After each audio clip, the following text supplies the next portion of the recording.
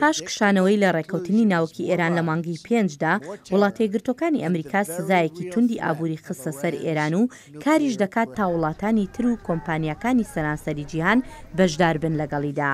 براین هوک بەڕێوەبەری پلانەکانی ڕێبازدانان لە وەزارەتی دەرەوە.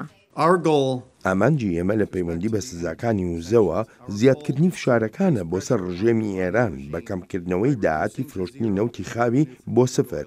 ئێستا ئێمە کار لەسەر کەمکردنەوەی کاریگەریەکانی بۆ سەر بازاڕی جیهانی دەکەین، بەڵام لەو بڕوایەش داین ئامارێکی بەرچاوی بەرهەمی نەوتی لە جیهاندا هەیە.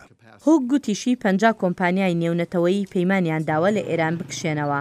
هاوکاتی خۆپیشاندانەکانی ئێران لە دژی تێکچوونی باری ئابووری، ئۆپۆزیسیۆنی دوورەوڵاتی حکوومەتی ئێران لە کۆبوونەوەیکی جەماوەری لەژێر دروشمی ڕێپێوانی ئێرانی ئازاد لە پاریس کۆبوونەوە. ڕودی جولیانی ڕاوێژکاری یاسایی سەرۆک داناڵد ترامپ گوتی ئەو سزایانەی کە پلانی بۆ داڕێژرابوو لە ئێستاوە کاریگەری هەیە. هەروها پێشم وایە ئەم خۆپیشاندانانە ستایشکردنی ئەو ڕاستیەیە کە سەرۆک ترامپ و حکوومەتەکەمان لە ئێستادا پشتیوانی خۆپیشاندەران دەکەن. ئەوەن چالاکی خۆیان نوێ کردوێتەوە.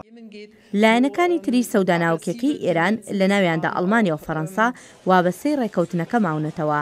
فەرمانڕەوای پێشووی نیو مەکسیکۆ بیل ڕیچاردسن هۆشداری ئەوەی داوە نابێت ئەمریکا هاوپەیمانانی ئەوروپایی بڕەنجێنێت لە فشارەکانیدا بۆ سزادانی ئێران. پێم وابێت پێویستە وڵاتە یەکگرتووەکانی ئەمریکا زۆر وریای بێت لە دانانی سزا بۆ سەر دۆستەکانی ئەوروپایی. سەرۆکی ئێران حەسەن ڕوحانیش لای خۆیەوە دەستی کردووە بە گەشتێکی نوێی دیپلۆماسی بۆ ئەوروپا بە مەبەستی هێشتنەوەی ڕێککەوتنە ناوکیەکەی.